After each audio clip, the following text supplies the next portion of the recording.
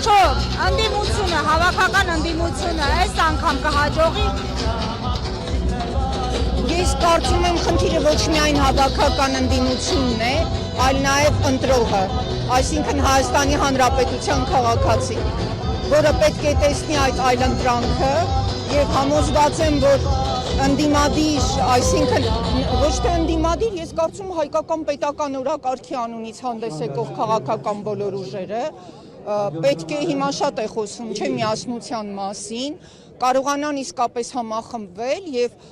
այն հարցը, որը օդում կախված է եւ բոլորին հուզում է, թե հունիսի 7-ին սովորական ընտրություն է լինելու թե ոչ, կարծում եմ բոլորի համար լուծված է։ Լինելու է գոյաբանական, այսինքն հայկական արժեքների ընտրություն։ Եվ եթե ընտրողը տեսնի դա, տեսնի հավաքական կապ, ապա Հայաստանի երրորդ հանրապետությունը ոչ միայն շարունակվելու է, այլ նաև Արցախյան գոյամարտն է շարունակվելու։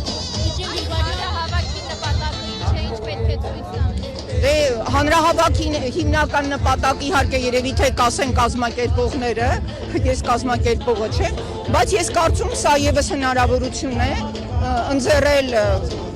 մեր ընտրողներին կողմնորոշվելու եւ հասկանալու, որ իրենց այս անգամ չեն դավելու։ Եկեք անկեղծ լինենք, շատ քաղաքացիներ մտածում են, որ ընդդիմության որոշ ներկայացուցիչներ իրենց քաղաքական շահից ելնելով են պայքարում եւ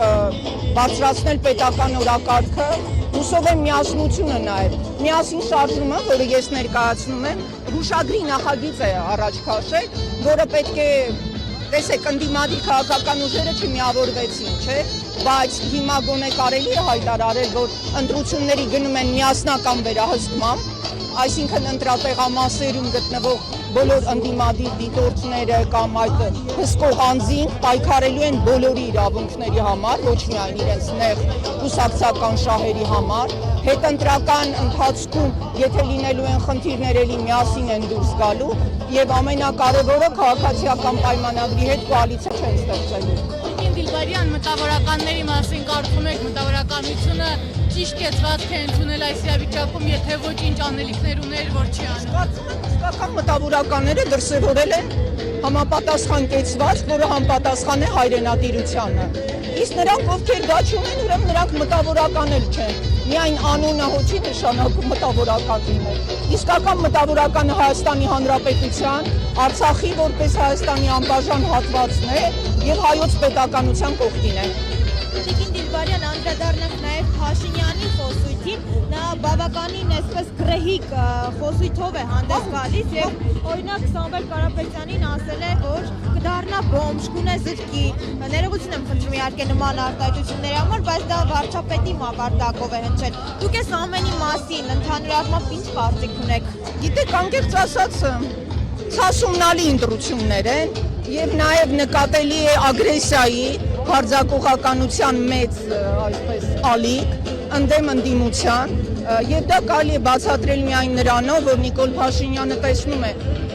ոչ միայն բազմաբնակարան շենքերում իր առաջ դուռն են փակում, երբ ուզում էին դուրս գալ, այլ նաեւ այն գաղափարաբանությունը, այն կեղծ Հայաստանի, որի պատկերն էլ իր կրծքին ամրացրել եւ շրջում է, Հայաստանի քաղաքացուն չեն համոզում եւ ժողովուրդը ուզում է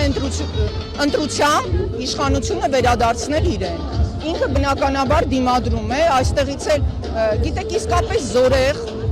իր հաղթանակին հավատացող մարդը երբեք այդպիսի արտահայտություններ չի օգտագործում, օրինակ կալուգացի, չգիտեմ, Սամվել կամ չեմ ասում բոմ։ Դա նշանակում է, որ իրենք էլ են հասկանում, որ իրենց գաղափարաբանությունը մերժելի է։